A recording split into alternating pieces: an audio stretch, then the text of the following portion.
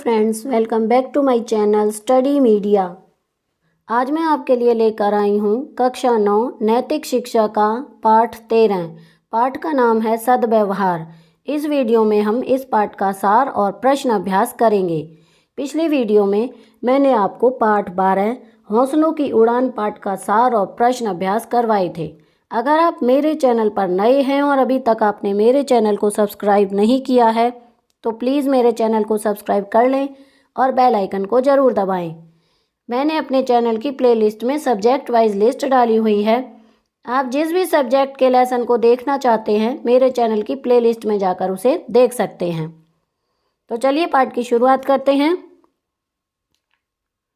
अच्छा, भला या उचित व्यवहार सद्व्यवहार है। सद्व्यवहार का अर्थ है अपने संपर्क में आने वाले हर प्राणी से मन, वचन और कर्म से अच्छा बर्ताव करना।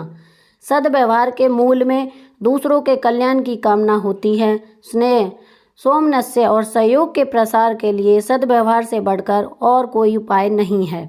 जीवन में सुख शांति के लिए सद्व्यवहार अनिवार्य है। कहा भी गया है, 4 वेद 6 शास्त्र में बात मिली है दोय, दुख दीने दुख होत है, सुख दीने सुख होय।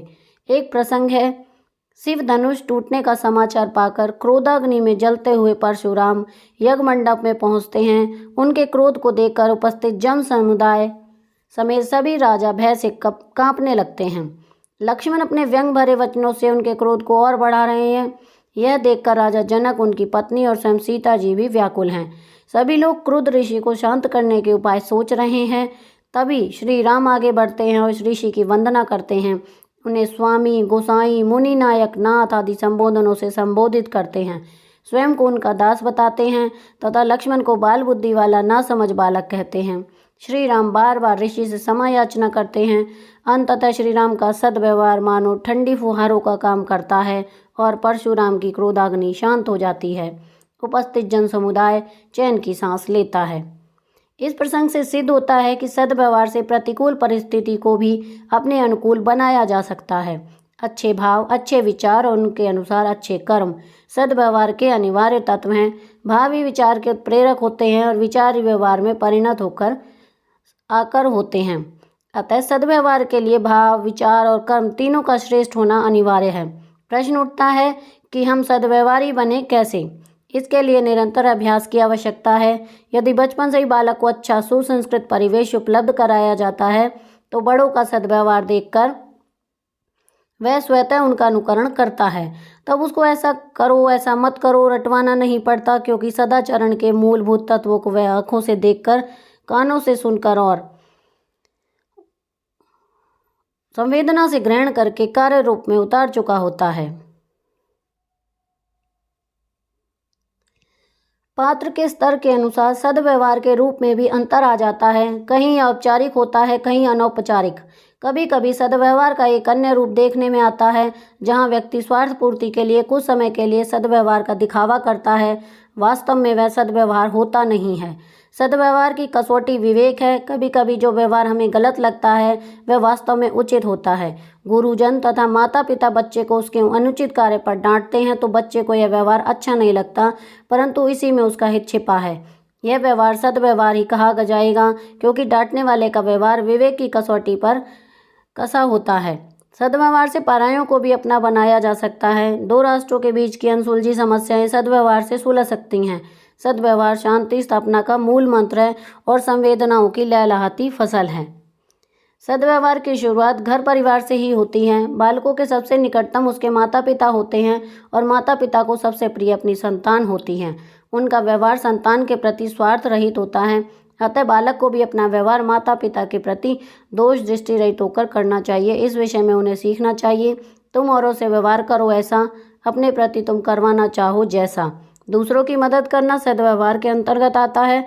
एक बार भानामल नाम का एक व्यक्ति आत्महत्या के इरादे से नदी के पुल पर जा रहा था। सैर करके लौट रहे एक अन्य व्यक्ति को उस पर संदेह हुआ। वह भानामल के पीछे पीछे चल पड़ा। जैसे ही भानामल नदी में कूदने को हुआ तो पीछे चल रहे व्यक्ति ने उसको पकड़ लिया और उससे ऐसा करने का कारण पूछा। भानामल ने बताया कि व्यापार में घाटा होने के कारण वह यह कदम उठा रहा है। उस व्यक्ति ने भानामल की आर्थिक सहायता की और कोई काम शुरू करने को कहा। भानामल ने ऐसा ही किया। कुछ समय बाद उसकी आर्थिक स्थिति ठीक हुई तो उसने उस व्यक्ति के पैसे लौटा दिए। इस घटना के बाद भानामल जरूरतमंदों की सहायता करने से नहीं चूकता था। सेवा भावना के कार्यों में हम सच बोलें और सच बोलने में सेवा भावना का ख्याल रखें। बिना सच्चाई के की जाने वाली सेवा भावना विध्वंसकारी भावना बन जाती है, जबकि बिना सेवा भावना के सच्चाई केवल दिखावा होती है। इसके साथ ही जरूरी यह भी है कि हम ईमानदार रहें। एक ईमानदार व्यक्ति सिर्फ दिखावे के लिए नेकी का काम नहीं करता, उसे रंगे हाथ पकड़े जाने का डर नहीं होता, वह दूसरों के साथ कभी घात नहीं करता। ईमानदारी सभी गुणों की बुनियाद है। सद्व्यवहार के लिए स्नेह प्रेम भी आवश्यक है। पशु पक्षी भी प्रेम की भाषा जानते हैं। एक बार एक किसान के बैल बीमार थे। वह अपने एक परिचित के बैलों को खेत की जुताई के लिए ले गया, लेकिन कुछ समय बाद वापस आकर परिचित से शिकायत स्वर में कहा, दोस्तों तुम्हारे बैल बहुत अड़ियल हैं, वे एक कदम भी नहीं बढ़ा रहे, खेत में जैसे कैसे जुताई हो सकेगी। बैलों के मालिक ने पूछा, उनकी गर्दन पर जुआ रखने के बाद, क्या तुमने प्यार से ऐसा कुछ कहा, चलो बादशाह काम पर चलें? नहीं। उनकी पीठ थपथपाई, नहीं तो? तब माफ़ करना भाई, तुम्हारी ओर से बर्ताव संबंधी यह कमी रही, इसको दूर करो और फिर असर देखो। एक बात और, उनके प्रति कोई अपशब्द मत बोलो, बैलों के मालिक ने स्पष्ट किया। शाम को खेत से लौट कर आया किसान बैलों की प्रशंसा कर रहा था। यह था सद्व्यवहार का जादुई प्रभाव। एक बार एक कॉलेज के प्रोफेसर ने समाज विज्ञान के छात्रों को एक परियोजना कार्य दिया। सभी छात्र झुग्गी झोपड़ी निवासी थे। उन्हें कहा गया कि प्रत्येक छात्र अपने भविष्य का आकलन कर इस बात पर बल दे कि वह भविष्य में क्या बनना चाहता है। अपने लेख में अधिकांश ने ये भाव प्रकट किए, वे कोई महत्वपूर्ण कार्य करने के लिए स्वयं को तैयार करना चाहते हैं। प्रोफेसर ने सभी के लेख रख लिए। 25 वर्ष बाद समाज विज्ञान के एक दूसरे प्रोफेसर को वे लेख पढ़ने का मौका मिला। उन्होंने सोचा पता लगाया जाए कि जिन छात्रों ने अपने भविष्य का आकलन किया था वे कहाँ तक पहुँचे। उस प्रोफेसर ने अपने नए छात्र को उस नए परियोजना कार्य में लगाया। पूर्ववर्ती 100 लड़कों में से 20 तो कहीं और जाकर बस गए थे। कुछ का देहावसान हो गया था। लगभग 70 छात्र मिल गए थे। नए छात्रों ने उनका इंटरव्यू लिया। उनमें से कई लड़के वकील, डॉक्टर तो कुछ अच्छे व्यवसायी बन गए थे। जब उनसे उनकी उपलब्धि और सफलता का राज पूछा गया तो अधिकांश ने एक ही बात कही, हमारी एक शिक्षिका थी जिसने हमें बहुत प्रभावित किया। प्रोफेसर ने परियोजना को और आगे बढ़ाया। उन छात्रों ने उस शिक्षिका को भी खोज निकाला।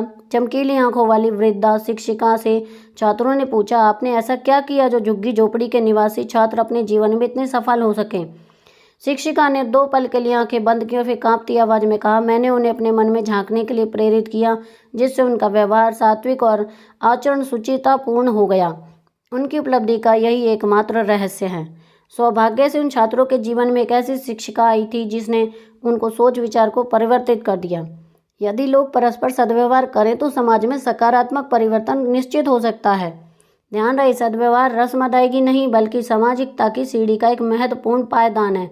किसी ने ठीक ही कहा है, पुरखों के अनमोल वचन है, काम हमेशा आएंगे, जो कुछ हम दुनिया को देंगे दुनिया से वह पाएंगे। अब हम इस पाठ के प्रश्न अभ्यास करेंगे। प्रश्न 1, सद्व्यवहार से क्या तात्पर्य है? उत्तर, अच्छा, भला या उचित व्यवहार सद्व्यवहार कहलाता है। सद्व्यवहार का अर्थ है अपने संपर्क में आने वाले हर प्राणी से मन, वचन और कर्म से अच्छा बर्ताव करना। प्रश्न 2, सद्व्यवहार के अनिवार्य तत्व क्या हैं? उत्तर, अच्छे भाव, अच्छे विचार और उसके अच्छे कर्म सद्व्यवहार के अनिवार्य तत्व हैं। प्रश्न 3, समाज में सद्व्यवहार की आवश्यकता विषय पर अपने विचार लिखो। उत्तर, यदि लोग परस्पर सद्व्यवहार करें तो समाज में सकारात्मक परिवर्तन निश्चित ही हो सकता है। ध्यान रहे, सद्व्यवहार रस्म अदायगी नहीं बल्कि सामाजिकता की सीढ़ी का एक महत्वपूर्ण पायदान है।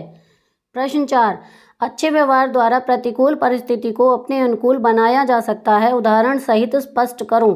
उत्तर, सद्व्यवहार से प्रतिकूल परिस्थितियों को अपने अनुकूल बनाया जा सकता है। उदाहरण के लिए, जब परशुराम जी शिव धनुष के टूट जाने पर गुस्सा थे, उस समय श्री रामचंद्र जी के सद्व्यवहार ने उनके गुस्से को शांत किया और प्रतिकूल परिस्थिति को अपने अनुकूल बनाया। प्रश्न 5, ईमानदारी को सभी गुणों की बुनियाद कैसे माना गया है, स्पष्ट करूं। उत्तर, एक ईमानदार व्यक्ति सिर्फ दिखावे के लिए नेकी का काम नहीं करता, उसे रंगे हाथ पकड़े जाने का डर नहीं होता, वह दूसरों के साथ कभी घात नहीं करता। ईमानदारी सभी गुणों की बुनियाद है। प्रश्न 6, इस पाठ में आए विभिन्न प्रसंगों में से आपको सबसे अच्छा प्रसंग कौन सा लगा और क्यों? उत्तर, मुझे सबसे अच्छा प्रसंग श्री रामचंद्र जी का लगा, जिसमें श्री रामचंद्र जी ने परशुराम जी के गुस्से की अग्नि को शांत किया और परिस्थितियों को अपने अनुकूल बनाया। प्रश्न 7, जो कुछ हम दुनिया को देंगे दुनिया से हम वह पाएंगे, विषय पर एक आलेख तैयार करो। उत्तर, हम जो भी इस दुनिया को देंगे, जैसा भी व्यवहार करेंगे दूसरों के साथ करेंगे तो दूसरे लोग भी हमारे साथ वैसा ही व्यवहार करेंगे। हम उनसे हमारे व्यवहार के विपरीत व्यवहार की कामना नहीं कर सकते। प्रश्न 8, पुस्तकालय से पुस्तक लेकर सद्व्यवहार संबंधी सामग्री पढ़ो और प्राप्त निष्कर्ष पर सहपाठियों से चर्चा करो।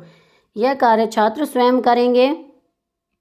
प्रश्न 9, सद्व्यवहार सुख शांति का मूल मंत्र है, विषय पर अध्यापक कक्षा में चर्चा कराएं। उत्तर, सद्व्यवहार के द्वारा हमारा किसी के साथ भी लड़ाई झगड़ा नहीं होता। हम सभी लोग ईमानदारी से जीवन व्यतीत करते हैं और जहां ईमानदारी होती है वहां सुख शांति अवश्य होती है। लालच में आने की वजह से ही लोगों के झगड़े होते हैं, इसलिए सद्व्यवहार सचमुच सुख शांति का मूल मंत्र है। प्रश्न 10, अपना कोई अनुभव बताओ जब किसी के सद्व्यवहार ने आपको बहुत प्रभावित किया हो। यह कार्य छात्र स्वयं करेंगे।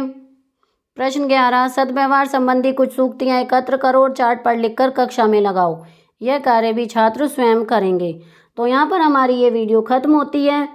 अगली वीडियो में मैं आपको पाठ 14 पर्यावरण संरक्षण पाठ का सार और प्रश्न अभ्यास करवाऊंगी। आपको मेरी ये वीडियो कैसी लगी मुझे कमेंट करके ज़रूर बताएं। मेरी वीडियो को लाइक करें, शेयर करें और चैनल को सब्सक्राइब करना ना भूलें। Thank you.